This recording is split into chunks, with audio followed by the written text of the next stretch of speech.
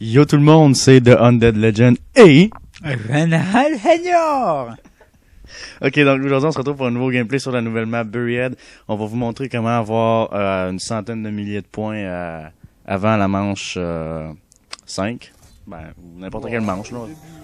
Au début, on s'en fout. Donc la première étape, c'est d'avoir des time bombs.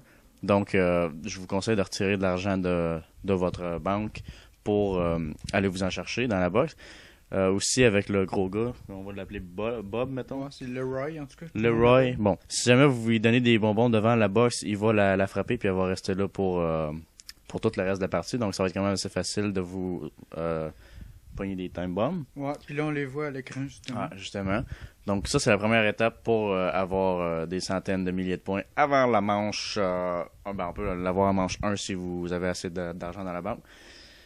Donc la prochaine étape, c'est tout simplement de tout retirer votre argent de votre banque, comme vous pouvez voir ci-dessous.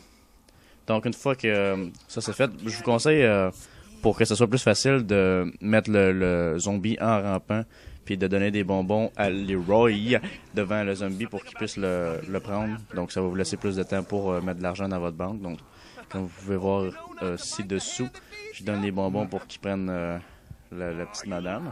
Ensuite, la prochaine étape, c'est les Galvan Knuckles. Ne l'oubliez pas. Ne l'oubliez pas, surtout pas. Donc là, je retire tout l'argent de ma banque parce que ça, c'est la deuxième étape du petit plan.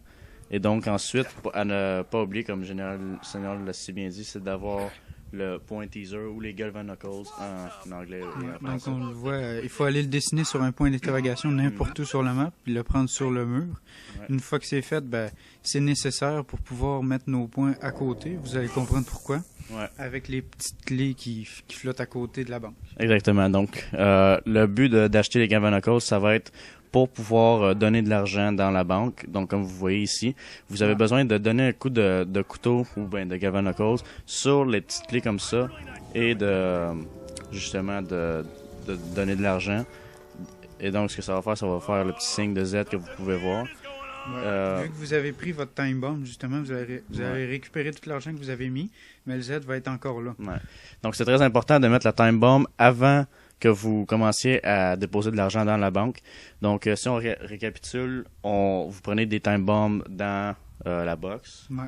Après ça, vous allez tout prendre votre argent dans votre banque. C'est préférable d'en avoir beaucoup pour avoir le plus d'argent possible. Ouais. Donc, vous retirez tout l'argent de votre banque.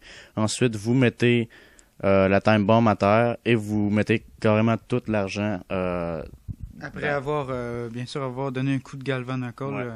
Ouais, donc après avoir mis la time bomb et donné un coup de Galvan Knuckle, vous tout simplement vous donnez de l'argent et ensuite vous activez la time bomb. Ce que ça va faire, vous allez réapparaître avec l'argent que vous aviez avant de la donner en petit bonus, mais le petit Z qui vous donne de l'argent va être encore là. Donc vous allez vous faire le double de ce que vous aviez. Donc moi par exemple j'avais 200 000 et avec cette technique-là je me suis ramassé avec 400 000 points à la manche 3. Donc, ça a été assez utile pour pouvoir commencer une partie. J'espère que ça va vous avoir aidé, Anus. Et, ouais, surtout. Bon, bonne journée. J'espère que ça va faire plein de pognon. Plein de pognon. Le pognon, c'est la vie.